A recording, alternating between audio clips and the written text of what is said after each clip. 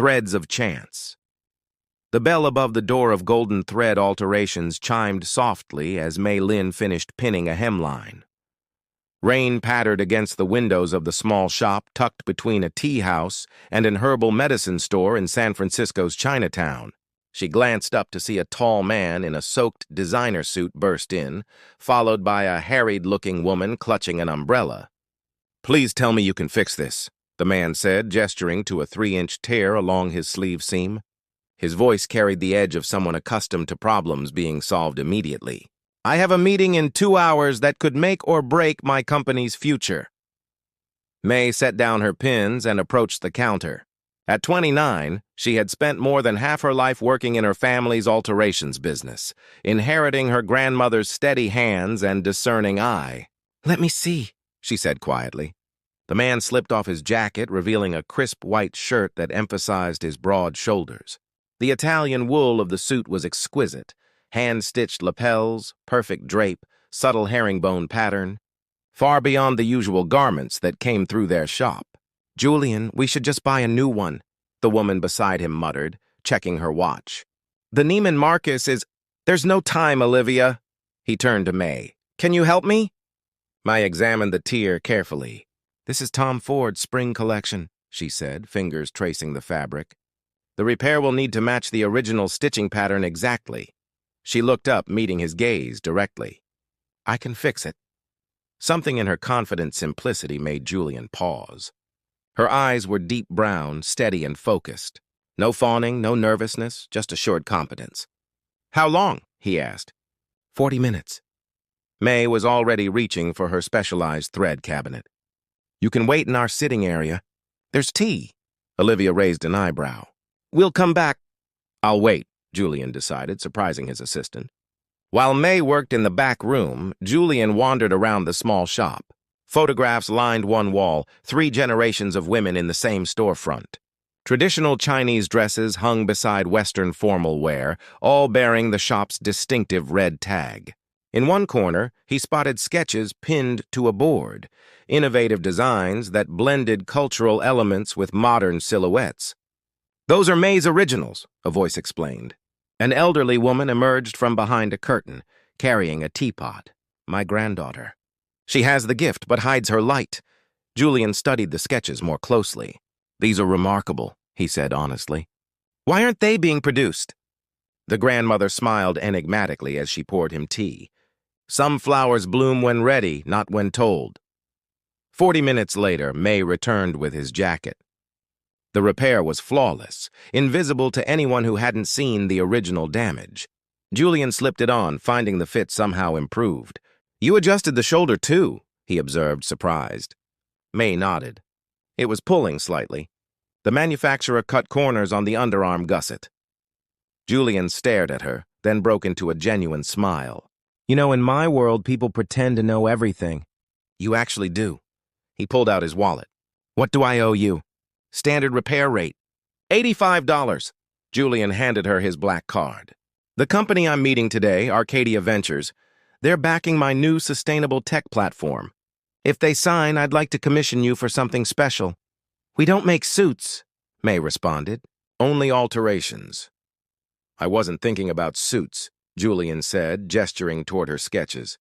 "Those designs deserve to be seen." A faint blush colored Mei's cheeks as she processed his payment. "Good luck with your meeting, Mr. Reeves." "Julian Reeves." He accepted his card back, their fingers brushing momentarily. "But something tells me I won't need luck anymore." 2 days later, Mei was closing the shop when a sleek black car pulled up outside. Julian emerged, grinning widely, holding a bottle of champagne. "They signed," he announced. "And I'm convinced it was the suit that sealed the deal." He held up the bottle. "Care to celebrate with me? I have a proposition I think might interest you." Mei hesitated, then smiled softly.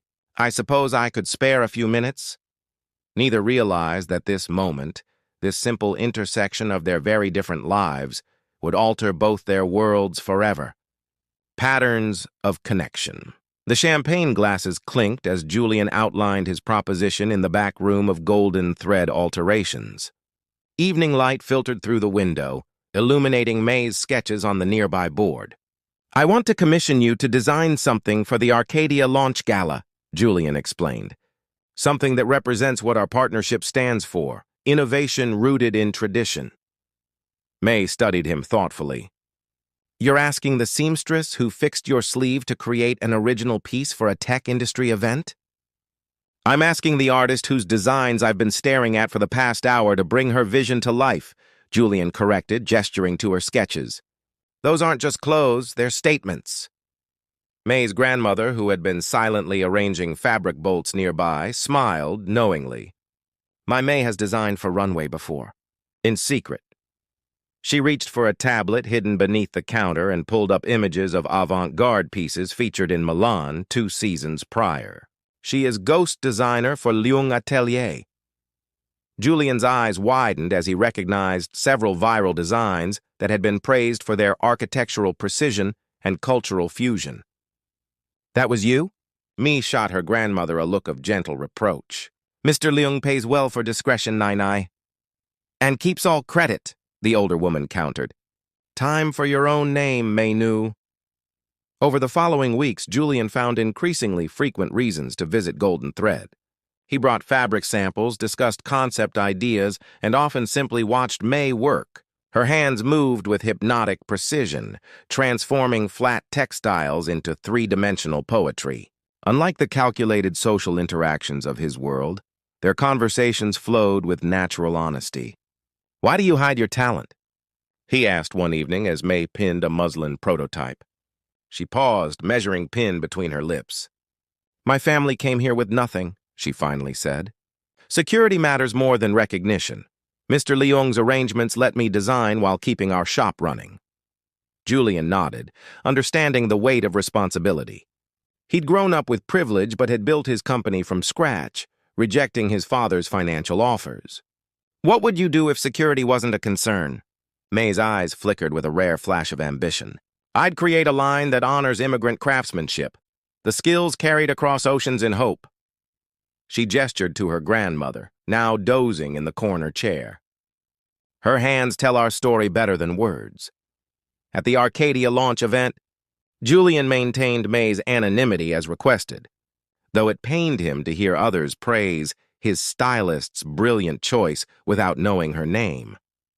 The asymmetrical jacket she'd created for him, inspired by traditional Chinese garments but rendered in sustainable tech fabrics, drew attention from fashion journalists and industry leaders alike.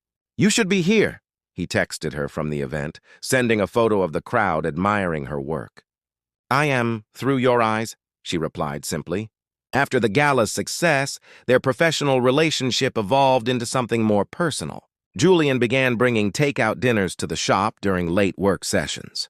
May introduced him to her favorite hidden city spots, a secret garden behind the museum, a tiny bakery making traditional pastries since 1942.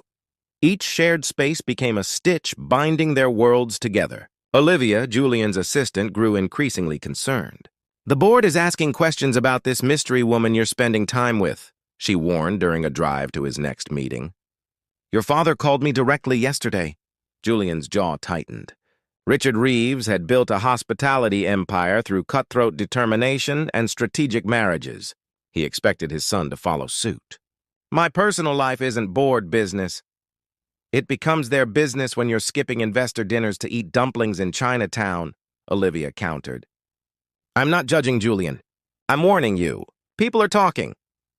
That evening, instead of their usual casual dinner, Julian arranged for his driver to pick May up after work.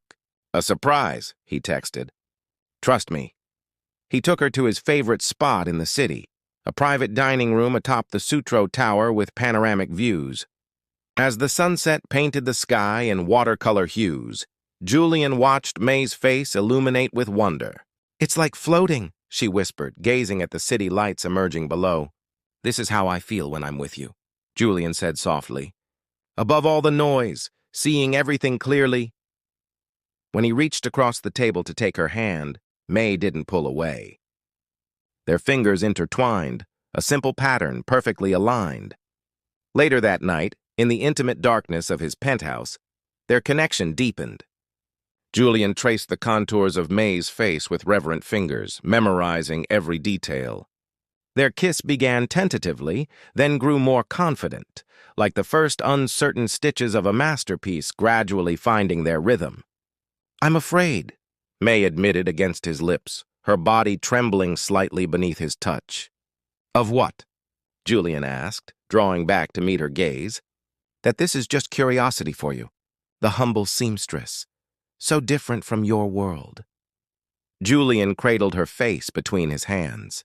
"You've never been just anything to me, Mei Lin." The designer's Heart Autumn painted San Francisco in amber and crimson, as May and Julian's relationship flourished in the delicate space between their worlds. For 3 months, they maintained a careful balance. Weeknights at the shop or his apartment, weekend mornings exploring the city, afternoons at his hillside home designing together. Julian had converted a sun-filled room into a studio for May, stocked with premium materials and cutting-edge technology. "You shouldn't have done this," May had protested when he first showed her the space. "Consider it an investment," Julian replied, "in us." Today, May sat cross-legged on the studio floor, surrounded by fabric swatches and digital printouts. Julian lounged nearby, supposedly answering emails, but mostly watching her work.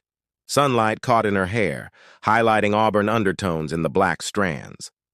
"You're staring again," May noted without looking up. "Guilty." Julian set aside his tablet. "I'm studying the creative process." May raised an eyebrow.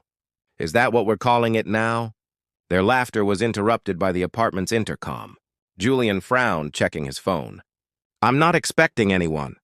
Moments later, the studio door swung open to reveal Richard Reeves, tall, silver-haired, imposing in a tailored charcoal suit. His cold gaze swept over the room before settling on May. "So this is where you've been hiding," he said to Julian, though his eyes remained on May.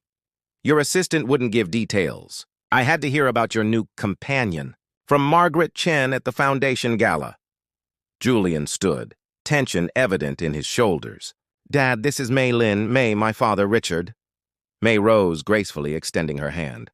"It's nice to meet you, Mr. Reeves." Richard ignored the gesture.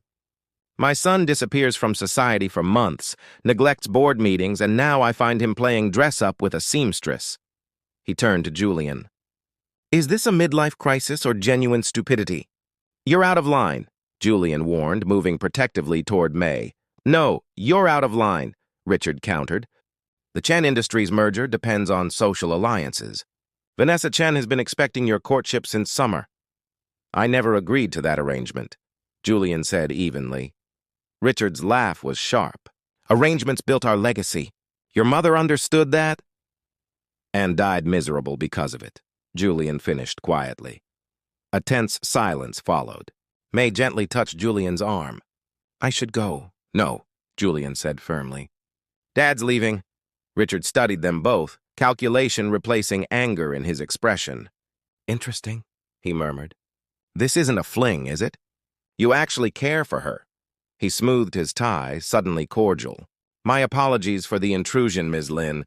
Perhaps we could start again. Dinner at the estate next week? I'd like to know the woman who's captured my son's attention." After Richard departed, Julian paced anxiously. "That sudden change concerns me more than his anger. My father doesn't concede. He strategizes." May gathered her sketches thoughtfully. "He sees me as temporary." "Something to manage until you return to his plan." "Then he doesn't know me at all," Julian replied, pulling her into his arms, "because I've never been more certain of anything than I am of us." That night, their lovemaking carried a new intensity, Julian claiming May with passionate certainty, May responding with equal fervor as if weaving their futures inseparably together. Afterward, as moonlight spilled across the rumpled sheets, Julian traced lazy patterns on her bare shoulder. "I've been thinking," he began, suddenly nervous, "about permanence." May propped herself up, dark hair cascading around her shoulders. "What kind of permanence?" Julian reached toward the nightstand drawer, retrieving a small box. "The forever kind." Inside lay a ring unlike any conventional engagement piece, a band of reclaimed gold supporting a raw, uncut diamond still embedded in its matrix stone. It's imperfect, Julian explained softly. Valuable not because someone shaped it to conventional standards, but because it's extraordinary exactly as nature made it. He took her hand. Like you. Like us. Tears welled in May's eyes. Julian, your world is wherever you are, he finished. I'm not asking you to fit into my life. I'm asking if we can build something new together. May cradled his face between her hands. You know what frightens me most? Not your father or society's judgment, but losing myself trying to become what others expect. I'm asking you to be exactly who you are, Julian assured her. The woman who sees beauty in imperfection and possibility in every thread. May smiled through her tears, nodding. Yes, she whispered. Yes. News of their engagement spread quickly through both their worlds. May's family celebrated with a traditional feast. Julian's social circle buzzed with speculation and barely concealed judgment. Richard remained suspiciously silent until he called Julian directly. I've been reflecting on my behavior, he said, sounding genuinely contrite. Your happiness matters more than my expectations. Let me host your engagement celebration at the estate, a proper welcome for May into our family.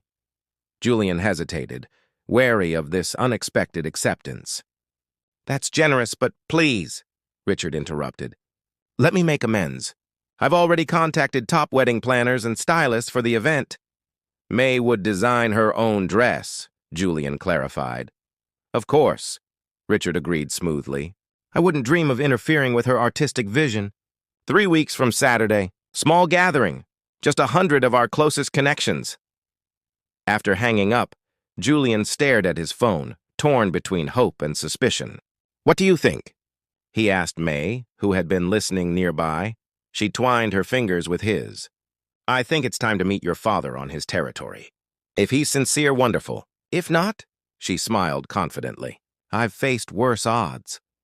Neither could have predicted just how calculated Richard's amends would be.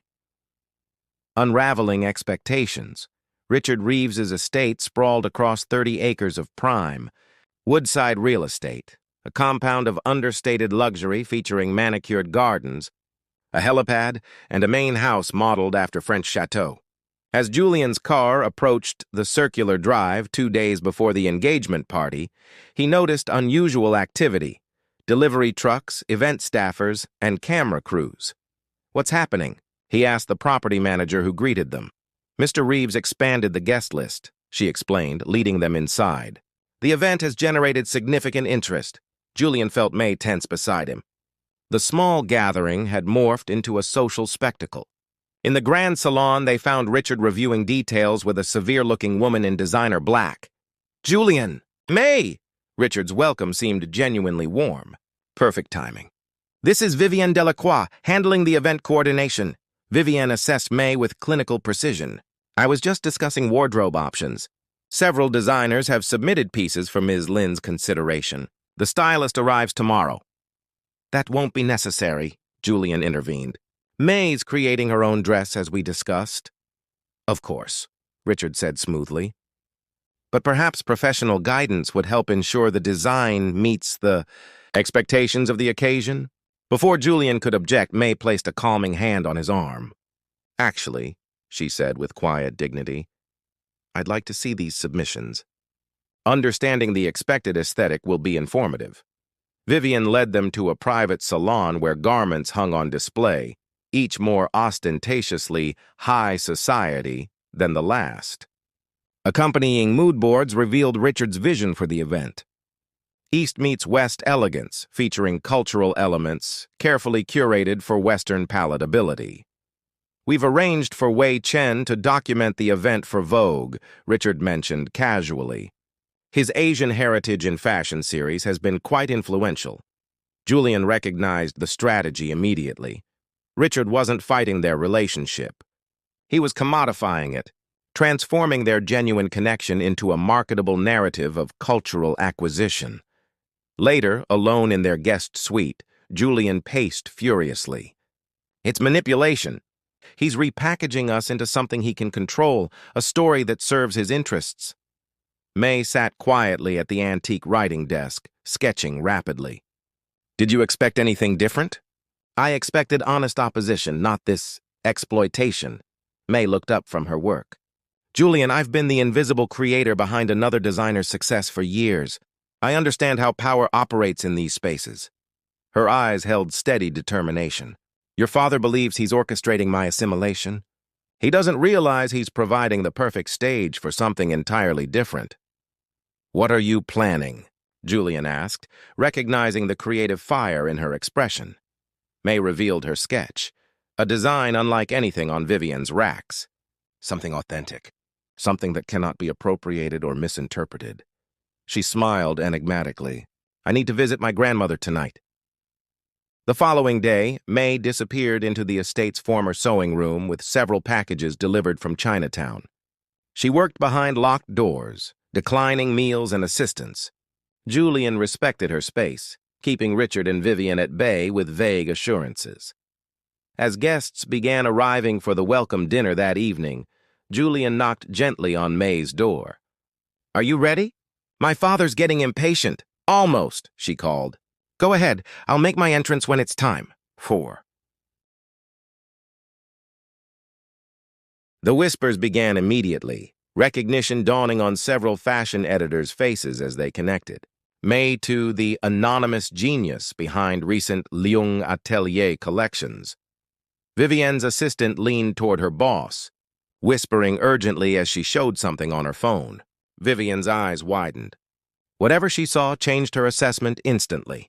Richard Reeves, master of adaptation, quickly recalibrated his approach. Raising his glass, he smiled broadly. To my future daughter-in-law, who has clearly been hiding extraordinary talents. Welcome to the family, Mei Lin. As applause filled the room, Julian leaned close to whisper in May's ear. What just happened? May squeezed his hand. I called Mr. Leung last night. After years of keeping my designs anonymous, I asked for acknowledgement. He agreed, and just released a statement crediting me as the principal designer behind his most acclaimed collections. Julian gazed at her with newfound appreciation. You orchestrated your own revelation. I chose my own story, May corrected gently. Just as we're choosing ours.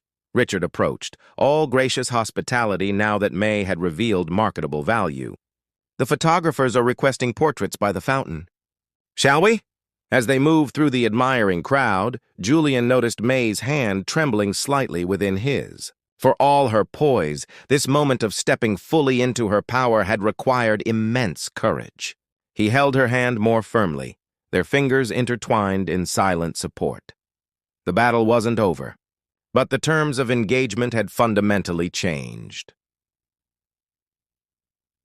Part 5. A tapestry of triumph morning sunlight filtered through the estate's east windows as Julian found May in the garden, seated on a stone bench beside an ornamental pond. The engagement party had extended well into the night, culminating in an impromptu showcase of May's portfolio projected onto the mansion's facade.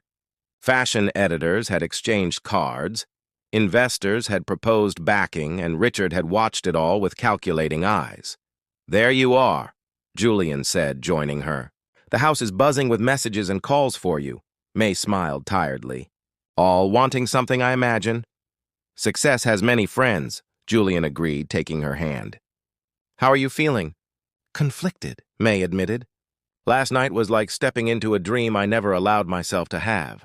Yet I worry the attention might change me. Or us. Julian considered her words carefully. My father taught me that achievement means constantly climbing to the next level. But my mother once told me something different before she died. She said true success isn't reaching the peak. It's building a life you don't need to escape from. Wise woman, May murmured. She would have loved you, Julian said softly. Not for your talent or the doors it might open, but for how you see the world. Their moment was interrupted by Richard's arrival, impeccably dressed despite the early hour. Good morning, lovebirds. Quite a night, wasn't it? He sat across from them, expression uncharacteristically earnest. I've been thinking about our path forward. The interest in May's work is extraordinary, a golden opportunity. For whom? Julian asked pointedly. Richard smiled thinly. For everyone. I've drafted preliminary contracts for a new luxury line under the Reeves Enterprises umbrella. Mail-in for Reeves has potential to become a significant brand acquisition. May studied him carefully. You want to own my designs? I want to give them the platform they deserve, Richard corrected smoothly. My connections, Julian's business acumen, your artistic vision, a perfect synthesis. Julian recognized the strategy. Yesterday you thought May was beneath our family. Today you want to profit from her talent. I'm acknowledging reality, Richard replied evenly. May has proven her value in terms this world understands. I'm offering legitimacy. My work already has legitimacy, May said quietly. What you're offering is assimilation, Richard leaned forward. Consider your position carefully, Ms. Lin. Success in this industry requires more than talent. It requires infrastructure, protection, connections. His implication hung in the air. Without his support, doors could just as easily close. We appreciate your concern, Julian intervened, but May and I will make our own decisions about her work. As Richard departed, visibly displeased, Julian turned to May apologetically. I'm sorry. Even when appearing supportive, he's manipulating. May gazed at the rippling water. He believes power comes from ownership and control. Perhaps that's why he's never created anything himself. Throughout the day, May received countless offers, from fashion houses seeking collaboration, galleries requesting installations, even a prestigious design institute offering a visiting professorship. As evening approached, she retreated to their suite, overwhelmed by possibilities. Julian found her surrounded by business cards and proposal letters. Too much? He asked gently. It's not the quantity, May explained. It's the direction. Everyone wants to extract what's marketable about my heritage and vision while discarding what's inconvenient. She held up several proposals. Notice how they all emphasize East meets West or cultural fusion? They're selling exoticism, not craftsmanship. Julian sat beside her. What do you want, May? Not what others expect. What would make you proud? May considered the question deeply. I want to create without compromise. I want to honor the hands that taught me. My grandmother, her mother before her, all the unnamed craftspeople whose skills built empires while remaining invisible. She looked up at Julian. And I want to do it with you, as equals. Later that evening, they gathered with Richard in his study. The older man had prepared contracts and champagne, confident in his persuasive abilities. His surprise was evident when Julian placed a different set of documents on the desk. What's this? Richard asked. Our counter-proposal, Julian explained. May and I are establishing an independent atelier, not under Reeves Enterprises, not as a subsidiary or acquisition, but as our own entity. Richard's expression hardened. With what capital? Mine, Julian said simply. The funds from my startup sale, the ones I never touched because I built my tech company without your help. And what role do you imagine for me in this venture? Richard asked coldly. May stepped forward. We'd like to offer you first opportunity to invest as a minority shareholder. Your experience would be valuable, but the creative and business direction would remain ours. Richard laughed without humor. You expect me to invest without control? Unacceptable. Then we'll proceed without you, Julian said evenly. But consider this, Dad. You can either be part of something revolutionary or watch from the sidelines as we create it anyway. The ultimatum hung in the air between them. Richard studied them both, reassessing the dynamics at play. These were not the moves of a son temporarily infatuated or a seamstress seeking validation. He was facing two formidable individuals who had found something rare, genuine partnership. You're more like me than you admit, Richard finally said to Julian. Except you found something I never did. He glanced at May with newfound respect. A true collaborator. 6 months later, on a renovated floor of the building housing Golden Thread Alterations, Lin and Reeves' atelier opened its doors. The space balanced cutting-edge technology with traditional craftsmanship, digital design stations alongside antique sewing machines, sustainable materials organized in a system honoring May's family methods. Their first collection debuted not at Fashion Week, but through an interactive installation celebrating the hands behind the garments. Each piece featured embedded technology allowing wearers to access the story of its creation, from raw material to finished form, acknowledging every person involved in the process. Fashion critics called it revolutionary. Technology publications praised its innovation. But most meaningful to May was the corner dedicated to apprenticeships for immigrant craftspeople, creating a path for others with skilled hands and creative minds to find recognition. On opening night, as industry leaders and media filled their space, Julian found May adjusting a display featuring her grandmother's original tools alongside modern implements. "Nervous?" he asked, wrapping his arms around her from behind. "Grateful," May corrected, leaning into his embrace. "For the chance to create something true." Richard Reeves arrived fashionably late, drawing attention as he surveyed the space. He had ultimately agreed to a modest investment position, though his public support proved more valuable than his capital. He approached May and Julian with measured approval. "Unconventional," he assessed, gesturing around.